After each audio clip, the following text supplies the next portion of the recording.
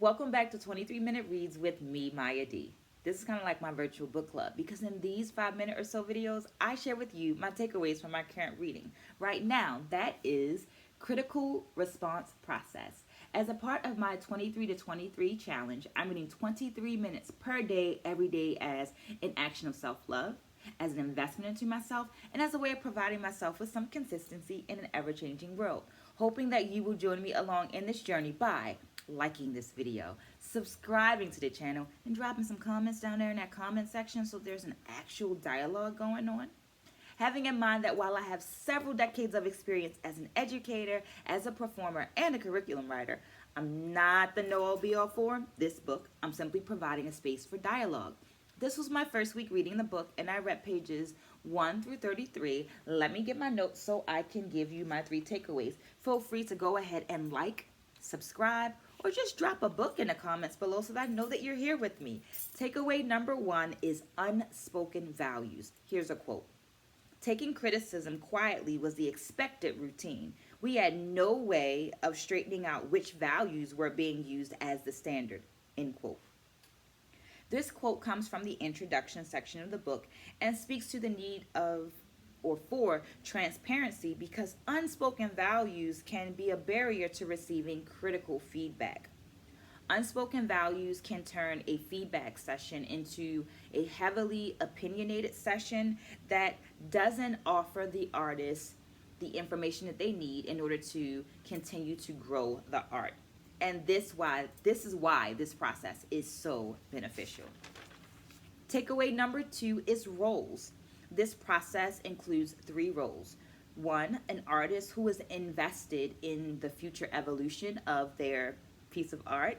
Number 2, responders who are sincerely concerned with the artist making work that is excellent or the artist making work that is excellent for them.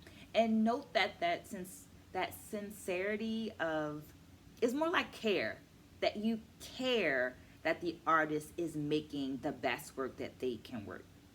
So care can be interchanged for sincerely.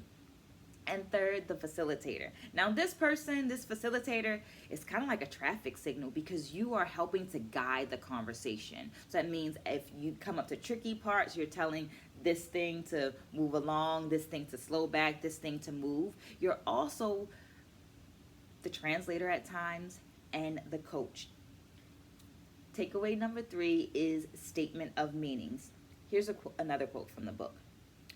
Artists want to hear that what they have just completed has significance to another human being. End quote. These statements of meaning are step 1 in the process, and they help to move the conversation away from ego coaxing or crushing comments like, oh, that was really great, or that was really horrible, and are a way to offer the artist more specificity of the statement and help to drive the conversation. So the facilitator can start by asking the responders what was stimulating, surprising, evocative, memorable, touching, or meaningful. So this way, it's providing the potential for that specificity in speaking to the art. Speaking of feedback and speaking to the art, what are your thoughts? Have you used this process before? What was your experience with it? Or do you have any book suggestions that you would like me to read for some upcoming books? Leave those in the comments below. Thank you for staying to the end of the video. Stay blessed, spread a good word, and I'll see you again soon.